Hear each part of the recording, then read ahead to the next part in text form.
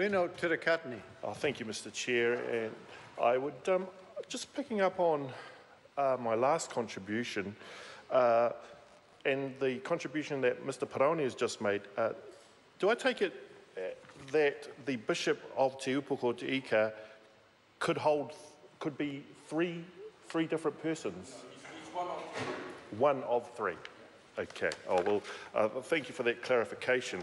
And I note the member in the chair's explanation that it's whoever the bishop is determines the geographical areas in which that bishop operates or is responsible for. Again, sir, it seems quite fluid in terms of the definition, and I guess I return to my point. If we are modernising or updating this legislation, which is 73 years old, I would hope that we would make sure that, especially the defined terms are actually defined precisely, so we know exactly what's in and what's out, and not leave any grey areas for any internal church squabbles or whatever that may happen in the future. Because another example, sir, that I do wish to raise falls into the definition of the bishop in subclause B, where the bishop includes any person acting as the bishop when the bishop is for any reason unavailable. Now, when is a bishop unavailable? When he's dead? Well, no, I think that's a fair question because it's a very loosely worded provision here, sir. No, is it he just ducked out, or he or she just may have ducked out and may be unavailable at that particular point in time, or obviously it is a person who's acting in his or her stead and assuming the role of the bishop. But I just wanted to make that point, sir, because I do believe that perhaps we could relook at the drafting. I'm not sure, but just to add a bit more precision to these terms, because, yeah, like I mentioned, it is 73 years since the original Act was passed, and so we don't want to wait another 73 years and, you know, not correct something that could be tidied up at this point, sir.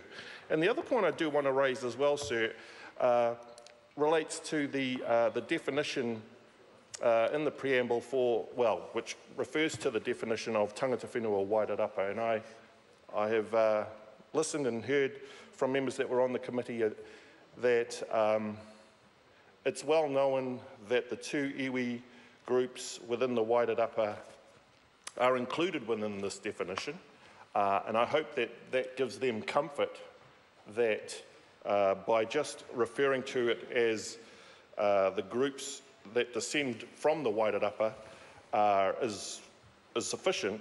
But again, sir, the definition refers to tipuna rangatira. Means an individual who has a whakapapa to the tipuna rangatira who established historical kinship groups in the wairarapa.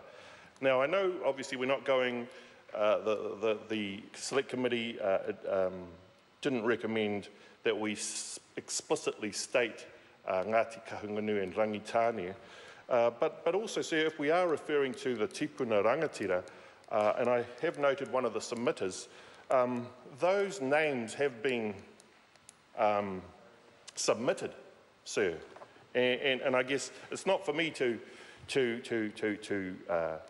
you know, say what's in or what's not. But if we are referring to a particular class of rangatira, a particular class of peoples, again, sir, I would hope that we would be able to define these definitions, make these definitions more accurate. We can do that, but just leaving it as someone who descended from the tipuna, who has a historical kinship group to the wairarapa, is very broad.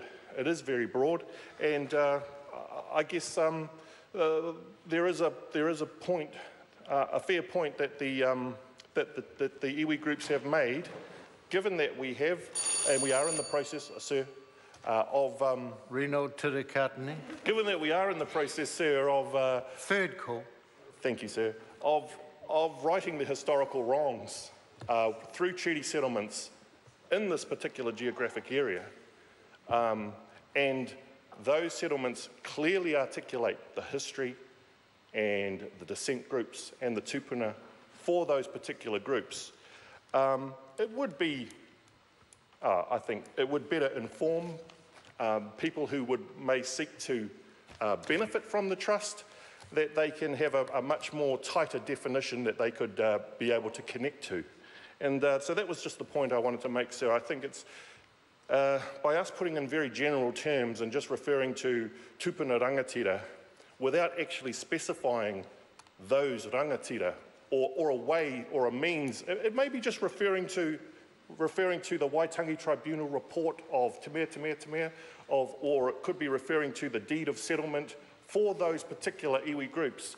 I think, again, we want to make sure that we are being inclusive, but also we are being accurate with the beneficiaries that will no doubt be proud to be associated with these ancestral lands and would want to seek benefits and perhaps maybe a role in administering these historical lands on behalf of those tupuna.